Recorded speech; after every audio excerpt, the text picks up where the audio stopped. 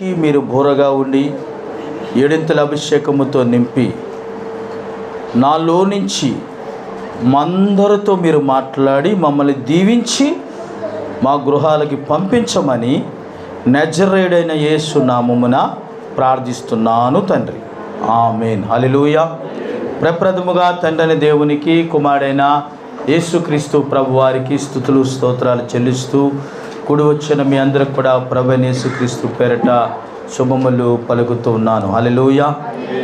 ప్రియులారా, దయచేసి శ్రద్ధగా ఒక 20 నిమిషాలు వాక్యాన్ని మనం విందాం. త్వరగా 11 గంటలకల్లా మీ గృహాలకు నేను మీ ఇంటికి పంపించేస్తాను. ఎండ కూడా చాలా ఎక్కువగా ఉంటుందని చెప్పేసి అందరూ కూడా అంటూ ఉన్నారు. దేవుని బిడ్డలారా, దేవుని యొక్క సన్నిధిలో ఈరోజు నిజముగా దేవుడు మందిరానికి మనల్ని నడిపించాడు అంటే మరి దేవుడు మహాకృప. హల్లెలూయా. వాతావరణము కానీ లేకపోతే ఏ విధమైనటువంటి కూడా మరి మనము దేవుని సన్నిధిలో వంక పెట్టుకుని మానేయకుండా దేవుని మందిరానికి వెళ్ళాలని ఆసక్తి కలిగి వచ్చిన మిమ్మల్ని అందరినీ దేవుడు దీవించును గాక. ఆమేన్. దేవుని స్తోత్రం. హల్లెలూయా. కనుక అతడు దేవుని దయ పొంది ఉందమ్మా, అక్కడ మంచి మాట.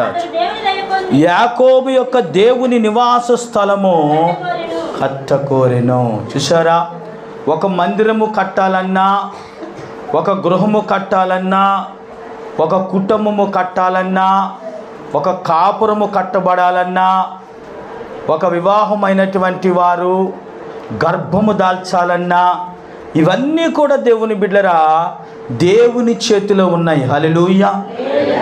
కనుక దేవుని బిడ్డరా చాలామంది అనుకుంటూ ఉంటారు మందిరం అంటే ఏదో కట్టేస్తున్నారు అనుకుంటారు. కాదండి ప్రియులరా, దేవుని యొక్క అనుమతి లేకుండా, దేవుని కృప లేకుండా, దేవుని యొక్క మరి ఆధిపత్యము లేకుండా ఒక మందిరము ఎవరు కూడా కట్టలేరు. నేటి దినాన్న అనేక మంది ఉన్నారు మందిరాలు కట్టాలని ఆశపడుతున్నటువంటి వారు, కానీ ఇప్పటికీ కూడా ప్రార్థన చేస్తూనే ఉన్నారు, కానీ మందిరాలు కట్టలేకపోయినటువంటి వారు అనేక మంది ఉన్నారు.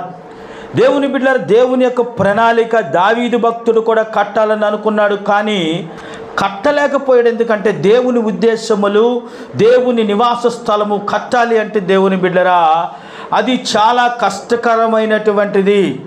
కనుక దేవుడు అంటున్నాడు, అయితే సొలొమోను ఆయన కొరకు మందిరము కట్టించెను. హల్లెలూయా. ఎవరు కట్టించారంటే దేవుని ప్రియమైన బిడ్డలారా, దేవుడు ద్వారాగా సొలొమోను మందిరాన్ని నిర్మించబడడానికి సొలొమోను భక్తుడిని దేవుడు వాడుకున్నాడు. కనుక దేవుడు వాడుకున్నటువంటి విధానము చాలా గొప్పది. ప్రియులరా, జీవితంలో ఒక మందిరం అనేటువంటిది దేవుని యొక్క ఆశీర్వాదము, దేవుని యొక్క దీవెన. కానీ దేవుని వాక్యం ఏం సెలవిస్తుందంటే ఆకాశము నా సింహాసనము. చూసారా ఎంత మాట ఇక్కడ, ఆకాశమట, ఆకాశ మహాకాశముల మీద కూర్చున్నటువంటి సైన్యములకు అధిపతిగా యెహోవా. దేవుని బిడ్డరా, ఆ భూమి ఆయన యొక్క పాదపీఠము. అంటే ఆలోచన చేయాలి, ఆయన చెయ్యి ఎంత పెద్దదో. హల్లెలూయా. ఆకాశం ఆయన సింహాసనము, ఒక కుర్చీ. ఆకాశం అంతా కలిపి ఆయన ఆసీనుడు అవ్వడానికి కేవలం ఒక సింహాసనముగా చేసుకున్నాడు దేవుడు. భూమి అంతా కలిపి ఒక పాదపీఠముగా చేసుకున్నాడండి దేవుడు, కదండి. మరి దేవుని బిడ్డ దాన్ని బట్టి చూస్తే ఆయన చెయ్య ఎంత పెద్దది ఉంటుందండి. ఒక అబ్బాయి అట చాక్లెట్ షాప్కి వెళ్ళాడట. వెళ్ళినప్పుడు ఆ చాక్లెట్ షాప్లో ఇలాగని మూత మీద కొడతా ఉన్నాడట. మూత మీద కొడతా ఉంటే ఆ పక్కనున్న అంకుల్ అన్నాడట, తీసుకోరంటే అంటున్నాడట. వీడు తీసుకోరంటే అంటున్నాడట. అప్పుడు అంకుల్ అట ఆయన చేత్తో ఇలా పెట్టగానే ఆ సీసాలో ఇన్ని చాక్లెట్లు వచ్చాయట. అన్ని చాక్లెట్లు వేస్తే ఆ బుడ్డోడికి 2 గుప్పుళ్ళు కూడా నిండిపోయాట.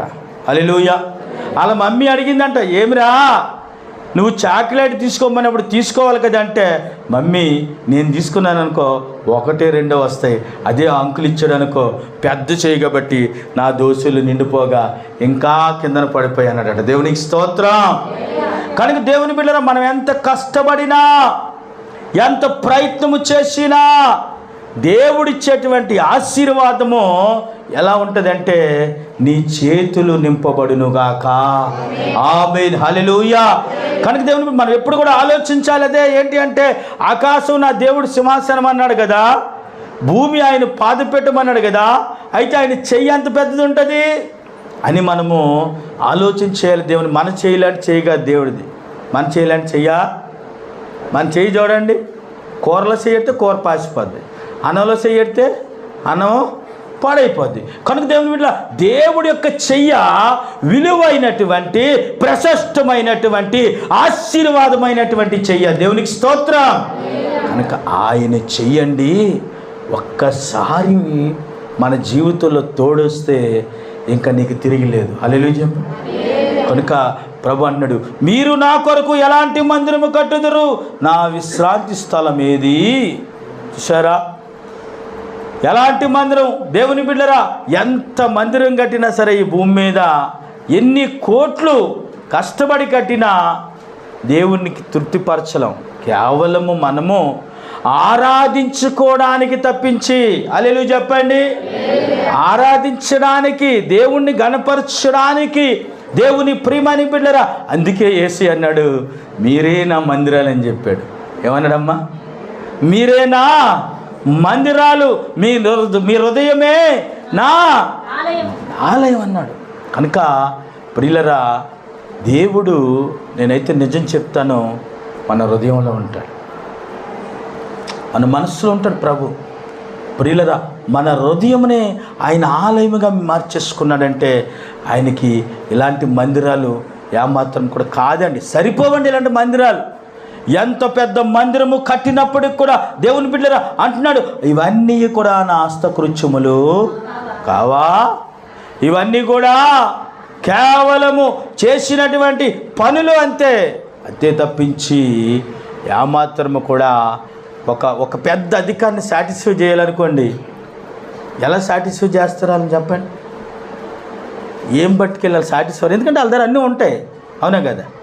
అదే ఒక బొక్కే, ఒక సాలువ పట్టుకెళ్ళారంటే అది హ్యాపీ అయిపోతుంది. హల్లెలూయా చెప్పండి, దేవుని స్తోత్రం చెప్పండి. కనుక దేవుని బిడ్డలు గమనించండి, దేవుడు చెప్తున్నటువంటి మాట ఏంటంటే, ఇవన్నీ కూడా నా హస్తకృత్యములు.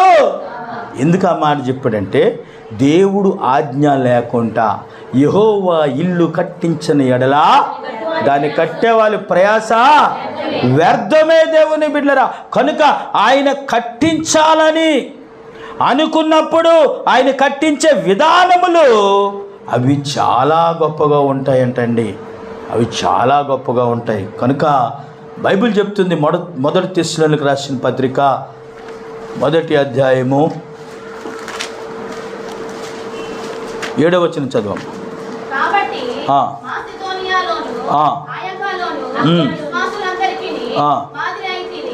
చూసారా, కాబట్టి మాసిదోనియాలోను అఖేలోను విశ్వాసులందరూ కూడా ఏమై ఉన్నారట, మాదిరి అయ్యుందరి. ఎందుకనగా మీ వద్ద నుండి ప్రభు వాక్యము మాసిదోనియాలోను అఖియాలోను మ్రోగిను, అక్కడ మాత్రమే గాక ప్రతి స్థలమందు దేవుని ఎడల ఉన్న మీ విశ్వాసము వెళ్ళడాయన గనక మేమేమీ చెప్పవలసిన అవశ్యము లేదు. అంటే మీ విశ్వాసం ఉంది, మేము విత్తనము నాటాం, మేము సువార్తను ప్రకటించాం, కనుక మేము ప్రకటించినటువంటి సువార్త వ్యర్థము కాలేదని మేము నమ్ముతున్నాము. కనుక ఇంకా ఏమీ కూడా ఇక్కడ ఉన్నటువంటి ప్రజలకి చెప్పవలసిన అవసరం లేదు. వాళ్ళందరూ కూడా ఎలాగ మారుతారంటే, మొట్టమొదటిగా మిమ్మల్ని బట్టి అన్నాడు పౌలు గారు. ఏమన్నారు? మిమ్మల్ని బట్టి, మీ మాదిరి తత్వాన్ని బట్టి, మీకున్న పరిస్థితిని బట్టి. దేవుని బిడ్డలారా, ఒక వ్యక్తి లోకములో ఉన్నటువంటి వారు ఏ కుటుంబమైనా మారాలంటే దేవుని బిడ్డలారా, మొట్టమొదట మనలో మాదిరి అనేటువంటిది వారికి కనిపించాలి. మనలో మాదిరి అనేటువంటిది దేవుని బిడ్డలారా ఎప్పుడైతే కనిపిస్తుందో అప్పుడు వారిలో ఏమి కలుగుతుంది అంటే దేవుని బిడ్డలారా విశ్వాసము కలుగుతుంది. అలాగే ఆ విశ్వాసము ద్వారాగా దేవుడిని నమ్మాలి అనేటువంటి గొప్ప సంకల్పము వారిలో కొలవబడాలి.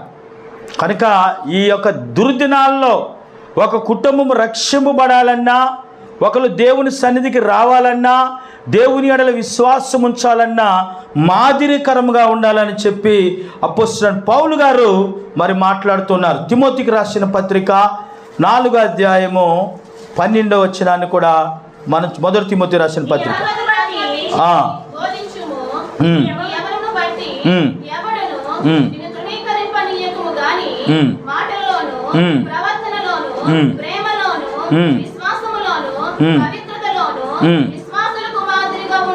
విశ్వాసులకు ఎలా ఉండాలట? మాదిరిగా ఉండాలి. కనుక దేవుని ప్రియమైన బిడ్డలారా, విశ్వాసులకి మాదిరిగా ఉండు. నువ్వు బలవంతుడు అని చెప్పి, నువ్వు ఖండబలం గలవాడవని చెప్పి, నువ్వు జ్ఞానం గలవాడవని చెప్పి ఎంత మాత్రం కూడా నీ యవ్వనమును బట్టి తృణీకరించొద్దు. కానీ మాటల్లో అన్నాడు. ఏమన్నాడమ్మా? మాటల్లో ప్రవర్తన. దేవుని బిడ్డలారా, ఈ రెండు కూడా చాలా ప్రాముఖ్యమైనటువంటివి. ఏంటి అంటే మాటలు చాలా ప్రాముఖ్యమైనటువంటివే, ప్రవర్తన కూడా చాలా ప్రాముఖ్యమైనటువంటి. దేవుని బిడ్డలారా చూడండి, మాట బాగా ఉండి ప్రవర్తన బాగోపోయినా చాలా కష్టమే కదండి. అలాగే ప్రవర్తన బాగుండి మాటలో కూడా మాధుర్యం లేకపోతే అది ఇంకా చాలా కష్టమవుద్ది. కనుక దేవుని బిడ్డ ఈ మాట బాగుండాలి, ప్రవర్తన బాగుండాలి. ఏమండి? అలాగే ప్రేమ కూడా ఉండాలటండి. ఏమన్నారండి? ప్రేమ కూడా ఉండాలి. దేవుని బిడ్డలారా గమనించండి, ఒకవేళ మాట బాగుంది, ప్రవర్తన బాగుంది, ప్రేమ ఉంది, విశ్వాసం లేకపోతే ఆ విశ్వం మృతంతో సమానం. కనుక దేవుని బిడ్డ, దేవునికి కావలసినటువంటి ఈ 4 కూడా ప్రతి కుటుంబంలోని కూడా ఉండాలని చెప్పి పౌలు గారు తిమోతికి ఈ ఉత్తరం రాస్తున్నారు. ఎప్పుడైతే జీవితంలో ఇలాంటి సంఘటనలు అనేటువంటివి కలిగి ఉంటామో, ఇలాంటి మాధుర్యం అనేటువంటిది కలిగి ఉంటామో దేవుని బిడ్డరా, అప్పుడు ఆశీర్వాదాలు ఎక్కడికి పోవు, అవి నీ ఇంట్లో నుంచి వెళ్ళవు. ఆమేన్ చెప్పండి. దేవునికి స్తోత్రం. కనుక ఇలాంటివన్నీ కూడా దేవుని బిడ్డలు చూడండి, మన జీవితంలో విశ్వాసం అనేటువంటిది ఉండి మాటలోను ప్రవర్తనలో ప్రేమలో. కొంతమంది కోపం ఉంటుందండి, కానీ మనసులో ప్రేమ ఉంటుంది. ఆమేన్ చెప్పండి. ఎంతమంది నమ్ముతారు ఈ మాట? కోపం ఉంటుంది, కానీ వారి మనసులో వాళ్ళు వ్యక్తపరచలేరు. వాళ్ళు నేచర్ ఏంటంటే వారు పెరిగినటువంటి విధానం అవనివ్వండి, లేకపోతే దేవుని బిడ్డరా కొన్ని విధి విధానాలు ఉంటాయి. కొన్ని ఫ్యామిలీస్లో ప్రేమను వ్యక్తపరచాలంటే దేవుని బిడ్డను ఒక పువ్వో లేకపోతే చాక్లెట్ ఇచ్చి వ్యక్తపరిస్తే అది కాదు కదా. కానీ ప్రేమను వ్యక్తపరచాలంటే దేవుని ప్రియమైన బిడ్డరా ఆ విధి విధానాలు చాలామందికి చాలా లవింగ్ ఉంటుంది, కానీ దాన్ని వ్యక్తపరిచేటువంటి విధానము అనేటువంటిది తెలియదు. అదే ప్రభు వాక్యం సెలవిస్తుంది ఏమనంటే మాదిరికరంగా మనం ఉంటే ఇవన్నీ కూడా దేవుడు మనకు నేర్పిస్తాడు. హల్లెలూయా. మాదిరికరమైనటువంటి జీవితం, మాదిరికరమైనటువంటి భయభక్తి, మాదిరికరమైనటువంటి విశ్వాసం, మాదిరికరమైనటువంటి ప్రేమ దేనిలోని కూడా అమితంగా ఉండాలండి. ఆమెను చెప్పండి అమ్మా. ఎలా ఉండాలన్నాను? అమితంగా అన్నాడు, మిత్తముగా అన్నాడండి. ఏమన్నాడండి? అమితంగా, మిత్తముగా అనండి అమ్మ. సరే, మిత్తముగా దేనిలో అనుకున్న దేవుని ప్రియమైన బిడ్డ మిత్తముగా ఉండాలి. కొంతమంది సంతోషం వస్తే ఆకాశానికి అందరికి గెంతులేస్తారు, అదే కానీ కృంగిపోతే దుప్పటి ముసివేసేస్తారు. ఇంకా వాళ్ళంట కృంగిపాడుతాను, వాళ్ళు చూస్తే మనకు బాధ అనిపిస్తుంది. ఏంటి ప్రభు ఎంత కష్టం పెడితే వీళ్ళకి అనిపిస్తుంది, కానీ ఉట్టిన అంత కష్టం కాదు, కానీ తట్టుకోలేరు అంతే. ఏంటమ్మా అది? తట్టుకోలేరు దేవుని బిడ్డలు. అందుకే ఎప్పుడైనా ఉత్సాహం వచ్చిందని పొంగిపోకూడదు, దుఃఖం వచ్చిందని కుంగిపోకూడదు అన్నాడు. కృంగిని ఎడలా నువ్వు చేతగాడిని వాడు అన్నాడు. ఇప్పుడు కదా వాక్యం ఏమని చెప్పాడు? శ్రమ దినమున నువ్వు కృంగితే నువ్వు చేతగాని. శ్రమ ఎందుకు పెడతాడు దేవుడు అంటే నీకు ఆశీర్వాదం రావాలి. ఇప్పుడు ఉన్నతమైన స్థితిలో దేవుడు నిన్ను పెట్టినప్పుడు ఎవరైనా ఏమని చెప్పుకుంటారో తెలుసా? ఆ కుర్రోడు చాలా కష్టపడ్డాడండి, అందుకే చాలా బాధలు పడ్డాడండి. ఏమండి, అబ్దుల్ కలాం గారు గొప్ప ఉన్నతమైన స్థితిలోకి వెళ్ళిపోయారని అంటారు, కానీ ఆయన ఒక మాట చెప్పాడు, కలల కంట ఉంటాలటండి. ఆమెను చెప్పండి. ఏమన్నాడు? కలలట కంట ఉండాలంట.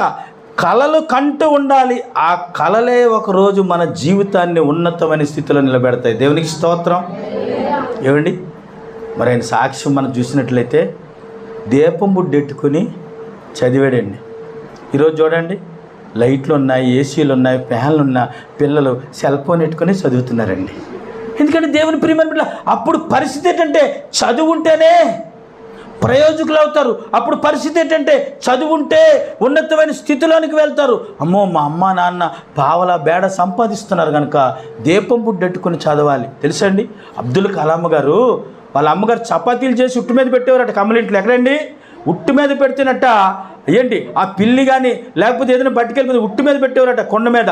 ఆ ఉట్టు మీద పెడితే ఈయన ఎగిరి ఎగిరి అందుకుని ఆ చపాతీని ముక్కలు చేసుకుని తిని మళ్ళా రేపటి దాచుకునేవారట. ఈరోజు ఎంత ప్రెస్ ఫుడ్ పెట్టు నీ పిల్లలకి, మమ్మీ ఇది నాకు వద్దు అంటాడు. వద్దు, ఇది నేను నెట్టావు కదా, మళ్ళీ ఈరోజు అడుగుతున్నావు ఏంటి అంటే వాడికి ఏంటి రోజుకి కావాలి. రోజుకి కూడా ఏం కావాలట, మార్పు. ఆ దినాలు అలా కదే, 2 రోజుల నుండి మళ్ళీ సద్దానం అమ్మ పెట్టినా మాదిరికరమైన. రేపు పక్కింటోళ్ళు సద్దానం తింటున్నారా, నువ్వు సద్దానం తింటున్నా, పక్కింటోళ్ళు తింటున్నారా అమ్మ, నేను కూడా తినాలా, అయితే నాకు సద్దానం పెట్టి. ఈరోజు సద్దానానికి ఏం చేశారు, పునిస్టాప్ పెట్టారు. ఈరోజు ఎవరికి అందరికీ ఏం కావాలి, incident idli, incident dosa, incident upma, incident అన్నీ కూడా వెంటనే చేసినవి కావాలి. కాబట్టి దేవుని ప్రియమైన బిడ్డరా, మాదిరికరం అనేటువంటిది తీసుకురాలేకపోతూ ఉన్నారు.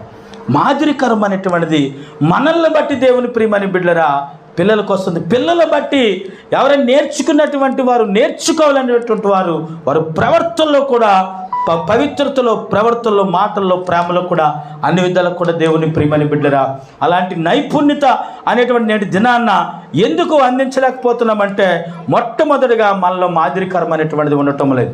మనలో మాదిరికరం అనేటువంటిది ఎప్పుడైతే మనం కలిగి ఉంటామో నెక్స్ట్ జనరేషన్కి దేవుని బిడ్డరా మనం అది చూపించగలం. అవునా కదా? ఇప్పుడు బ్రదర్స్ ఉన్నారు చూడండి, బ్రదర్స్ ఏమీ లేకపోయినా గెంజేసుకుని తినేస్తారు. ఎందుకంటే ఎండలో కష్టపడి వచ్చి దేవస్తోత్రం అనుకుంటారు. అవునా కాదు? అదే సిస్టర్స్ ఎప్పుడు కూడా కూర లేకపోతే ముద్ద అవదు. ఏంటి మీకు ఇష్టం కదండి, ఉత్తినే మాకిష్టం కాదు, ముందు మీకు ఇష్టం. మీకు ఏంటంటే కూర లేకపోతే సరైన తాలింపు లేకపోతే మీరు తినరు కనుక దేవుని మీకు నచ్చండి. మాదిరికరం ఏదప్పుడు అందుకన్నాడు మాదిరికరంగా ఉండాలంట. అకాయిలోని మాసిదోనియాలోని నేనేమీ చెప్పవలసిన అవశ్యం లేదు, కానీ మాదిరికరం, మీ మాదిరికరమే వారిలో విశ్వాసం పుట్టిస్తుందని పౌలు చాలా గొప్పగా చెప్పాడు. దేవునికి స్తోత్రం. తీతుకు రాసిన పత్రిక 2వ అధ్యాయము 8వ వచనం కూడా ఒకసారి మనం చూద్దాం. ఏదియు చెప్పనేరక సిగ్గుపడినట్లు అన్నిటి యందు నిన్ను నీవే సత్కార విషయములో కనపరుచుకోమన్నాడు. చూసారా ఎంత చక్కని మాట. నువ్వు ఏది కూడా చెప్పవలసినటువంటి పని లేదు కనుక సిగ్గుపడవలసిన పని లేదు. అన్నిటి యందు కూడా నిన్ను నీవే సత్కారముల విషయములో మాదిరి కనపరచు. అంటే ఎప్పుడు కూడా కొంతమంది ఏమనుకుంటారంటే, నేను ఏ పని చేసినా నష్టం వస్తుంది అనుకుంటారు. కొంతమంది నేను ఏ ప్రయత్నం చేసినా నష్టం వస్తుంది అనుకుంటారు. కొంతమంది నేను ఎంత ప్రయాసపడినా ₹1 చేతికి రావటం లేదనుకుంటారు. ఒక మాట చెప్తాను, జాగ్రత్తగా వినండి తమ్ముడు చెల్లెళ్ళు. నీకు నువ్వు చాలా గొప్పోడివి. చెప్పండి సార్, నీకు నువ్వు చాలా తెలివైన దాన్ని అనుకోవాలి. దేవుని బిడ్డరా, ఎప్పుడు కూడా నేను ఎందుకు పనికిరాని దాన్ని, నేను ఎందుకు పనికిరాని వాడిని అనుకుంటే వెంటనే ఆడ వస్తాడు, నేను డిసప్పాయింట్ చేస్తాడు. చాలామంది కుబేరులు ప్రశాంతత లేక, దేవుని బిడ్డరా విశ్రాంతి కోసం దేశాలు వెళ్ళిపోయి ఎక్కడ తిరిగినా విశ్రాంతి లేదని చెప్పి భార్య బిడ్డల్ని విడిచిపెట్టి వెళ్ళిపోయిన వారు కూడా చాలామంది ఉన్నారండి. తెలుసండి, ధనం విడిచిపెట్టి ప్రశాంతత కోసం చిన్న చిన్న సంతోషాలని కూడా వెతుక్కుంటూ వెళ్ళిపోయిన వారు అనేక మంది ఉన్నారు. అలాంటి కొన్నిసార్లు మనం అనుకుంటామండి, సంతోషంగా ఉండలేకపోతున్నాను అంటారండి. ఏమండి, ఒక మాట జాగ్రత్త వినండి. సంతోషము నీ చుట్టూ ఉంది. ఆమె చెప్పండి. సంతోషము ఎక్కడ ఉందని, సమాధానం ఎక్కడ నాకు దొరికేనని. సంతోషము ఎక్కడ ఉందని, సమాధానం ఎక్కడ నాకు దొరికేనని. స్నేహితులను అడిగాను, బంధువులను అడిగాను, ఎన్నెన్నో తిరిగాను, ఏవేవో చూశాను. నేను తమ్ముడు చెల్లి ఎక్కడా ఏదీ లేదని కనుక్కున్నాను. యేసు పాదాల మీద పడ్డాను. ఆమేన్. కనుక ఎన్ని తిరిగినా ఏమీ లేదు. ఎక్కడ సంతోషం ఉందంటే, ఎక్కడ ఆనందం ఉందంటే యేసయ్య పాదాల దగ్గర మాత్రమే ప్రశాంతత, ఆనందము కూడా ఉంది. హల్లెలూయా. ఈరోజు పెద్ద పెద్ద సెలబ్రిటీస్ కూడా రహస్యంగా దేవుణ్ణి ఒప్పుకొని వాళ్ళు బయట పడలేకపోతున్న కారణం ఏంటంటే వారు సత్యాన్ని తెలుసుకున్నారు. పరలోకపు జీవితం కావాలని కోరుకుంటున్నటువంటి వారు వారినే సత్కరించుకోవాలి. ఈ లోకంలో కాదు, ఒకరోజు దేవునితో ఉండాలని వారు సెల్ఫ్ కాన్ఫిడెంట్ మీద యేసు ప్రభు సొంత రక్షకుడిగా అంగీకరించినటువంటి వారు ఎంతోమంది ఉన్నారు దేవుని బిడ్డలారా. కనుక నీ జీవితంలో నువ్వు చేసింది ప్రతి పనిలోనే కూడా నువ్వు ఒకటే గ్రహించాలి, ఏంటంటే నీకు నీవే సత్కరించుకోవాలట. ఏమ్మా, ఎలాగమ్మా? నీకు నీవే సత్కరించుకోవాలి. దేవుని బిడ్డ కొన్నిసార్లు ఎవరు పొగడలేనప్పుడు సతీష్ పాల్ నువ్వు చాలా గొప్పడు అనుకోవాలి. అవునా కదా? అలాగ అనుకుంటే కొన్నాళ్ళు బతుకుతాం. లేకపోతే ఇలా చూడు అలా చూస్తున్నారు, వీళ్ళు చూడు ఎందుకు నాకు జీవితం, ఎందుకు నాకు బతుకు, వచ్చే అలా చూస్తున్నారు, ఇలా చూస్తున్నారు అని చెప్పేసి అనుకుంటే మా జీవితం ఏమైపోద్దంటే ముందుకెళ్ళదు. కనుక దేవుని బిడ్డరా ఎలా ముందుకు వెళ్ళాలంటే మనకు మనమే సత్కరించుకోవాలట. చెప్పాడు కదా ఇక్కడ జీతుకి ఏం చెప్పాడు? చాలా చక్కనైనటువంటి సత్కారాల విషయంలో మాదిరిగా కనపరుచుకును నీ ఉపదేశము మోసము లేనిదిగాను, మాన్యమైనదిగాను, నిరీక్షేపమైన హితవాక్యముతో కూడినదిగాను ఉండవలెను. హల్లెలూయా. నువ్వు వాక్యము చెప్పేటప్పుడు, నువ్వు బోధ చేసేటప్పుడు అందులో ఏమాత్రమును కూడా మోసము లేని దానిగా ముఖస్థుతి ఎంత మాత్రము కూడా చేయొద్దు, కానీ నా నామము హెచ్చించేటట్టుగా, నిన్ను తగ్గించేటట్టుగా వాక్య పరిచయం చేయమని చెప్పాడు. దేవునికి స్తోత్రం చెప్పండి. కనుక దేవుని ప్రియమని బిడ్డరా చూడండి, మసిపూసి మాడిగా చేసినా అది పని చేయదు. వాక్యము పని చేయాలి అంటే ఉన్నది ఉన్నట్టుగా విత్తితే మాత్రమే దేవుని బిడ్డరా అది చాలా గొప్పగా ఫలించి ఒకరోజు విస్తారమైనటువంటి పంట మనం కోస్తాం. ఆమేన్. హల్లెలూయా. దేవునికి స్తోత్రం. కనుక దేవుని బిడ్డ అటువంటి విశ్వాసం అనేటువంటిది కలిగి ఉంది. 1 పేతురు రాసిన పత్రిక 2వ అధ్యాయము 21వ వచనం.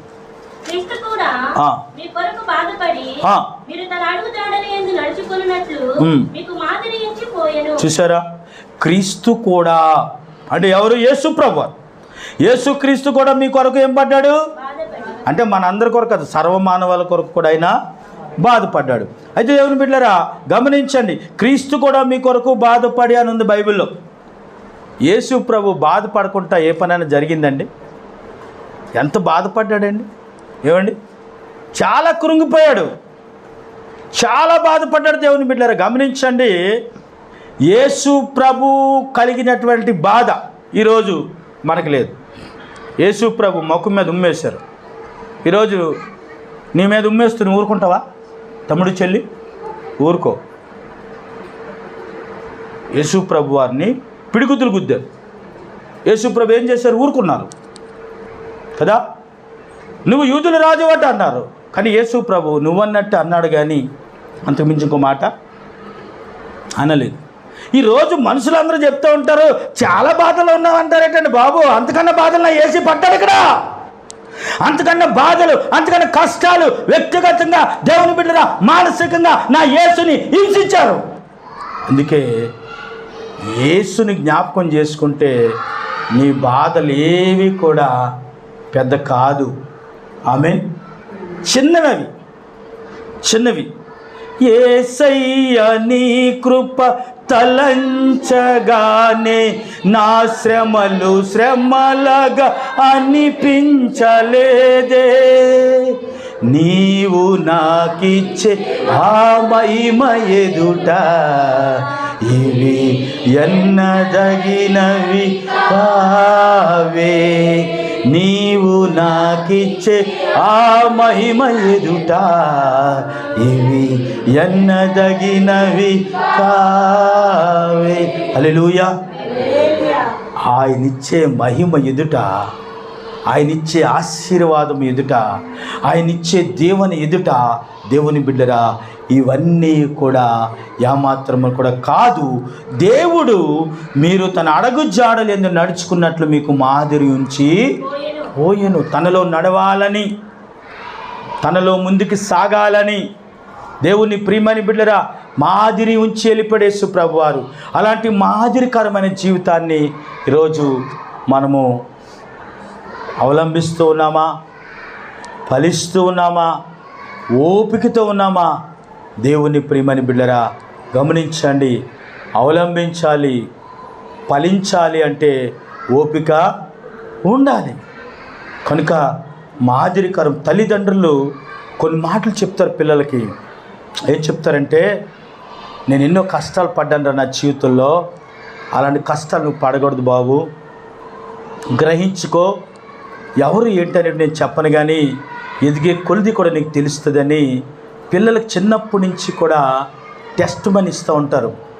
వాళ్ళు ఎదిగేటప్పుడు వాళ్ళ మైండ్లో కొన్ని విషయాలు వాళ్ళ మెమరీలో ఉంటాయి, కొన్ని విషయాలు డిలీట్ చేయబడతాయి.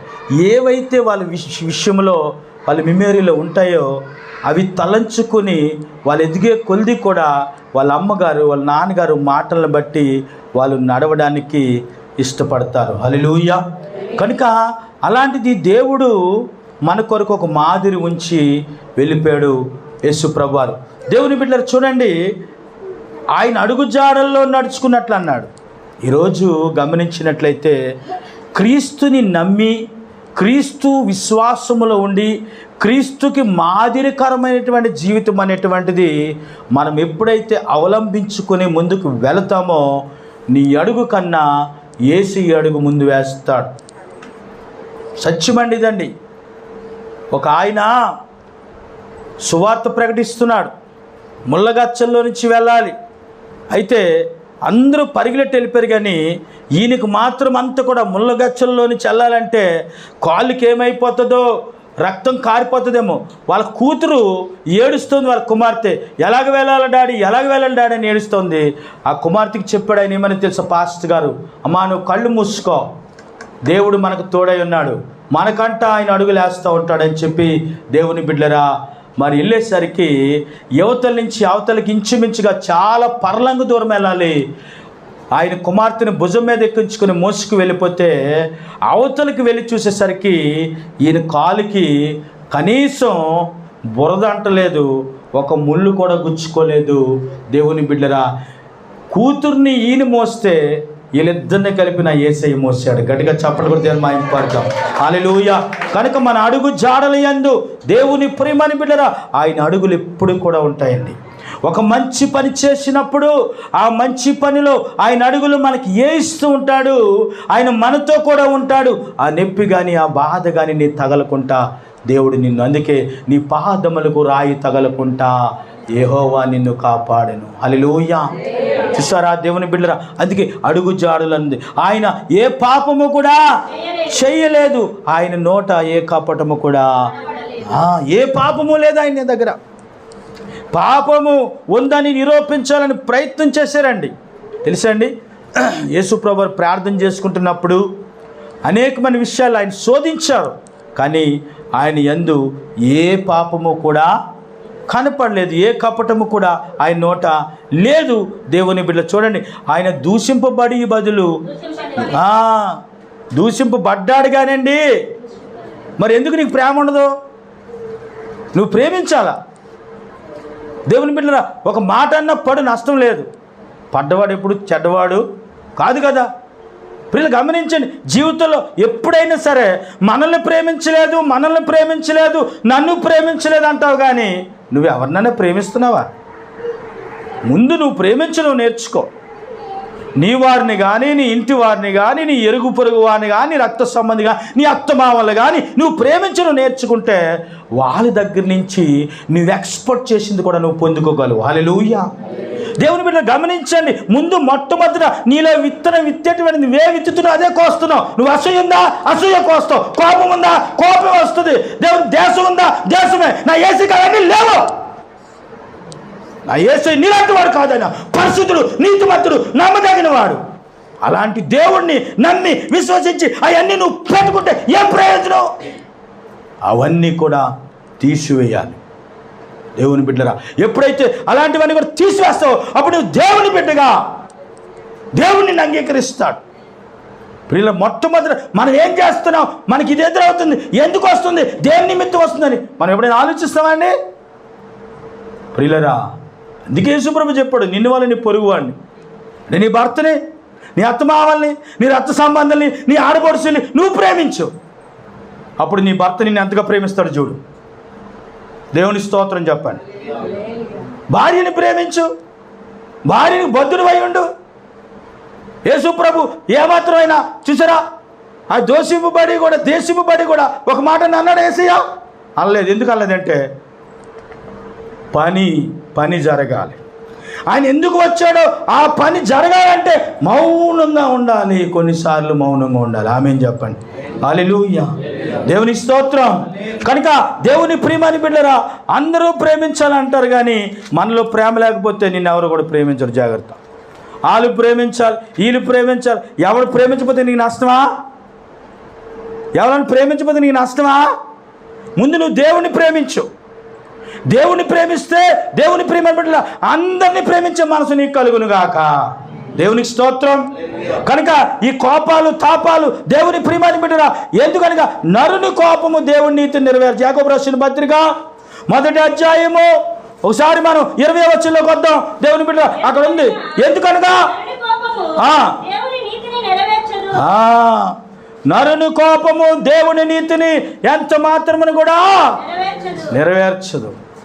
కోపము ఉండకూడదండి.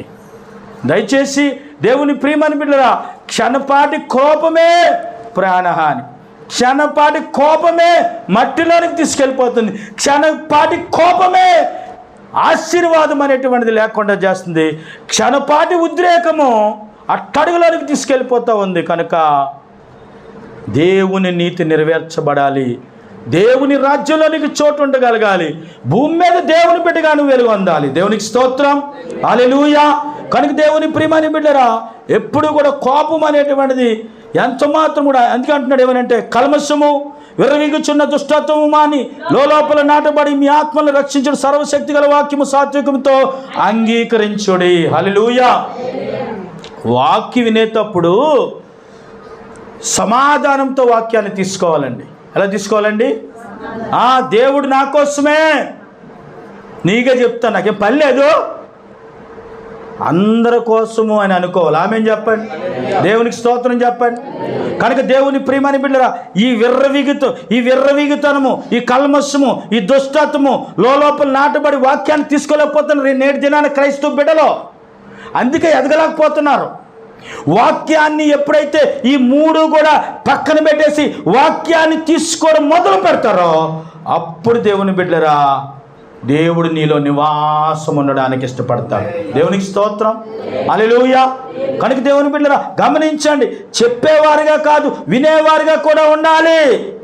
దేనిలో తప్పిపోతున్నాం తెలుసా? మనం అందరం కూడా యాకోబు రాసిన పత్రిక 3వ అధ్యాయం 2వ వచనం, అనేకమైన విషయంలో మనం అందరమే చాలు, అనేకమైన విషయాల్లో ఎక్కడ తప్పిపోతున్నావు? ప్రార్థనలోనా, విశ్వాసంలోనా, లేకపోతే ప్రేమలోనా? నన్నే ప్రేమించాలి, నన్నే కొంతమంది అంటారు నా కాళ్ళ దగ్గరికి వస్తారు, వాళ్ళ కాళ్ళ దగ్గర మేము ఎందుకు వెళ్తాం, నువ్వు పెద్ద గొప్ప అని ఈ గర్వం ఉంటుంది కొంతమందికి. మా కాళ్ళ దగ్గరికి వస్తారు. దేవుని పిల్లకి అయిన ఉండకూడదండి. దయచేసి దేవుని పిల్లలకండి అవన్నీ కూడా ఉండకూడదు. పిల్లలు గమనించండి, ఎప్పుడైనా సరే ఒకళ్ళ కాళ్ళ దగ్గరికి మనం వెళ్ళిన నష్టమే ఉందండి బాబు, తగ్గించుకున్నారు కదా అనుకుంటారు కదండి, అది మనకు ఆశీర్వాదమే. దేవుని వాక్యం ఉంది కదా, నీకు ఎంత తగ్గించబడతావు నువ్వు అంతా దేవుడు చెప్పాడు కదండి.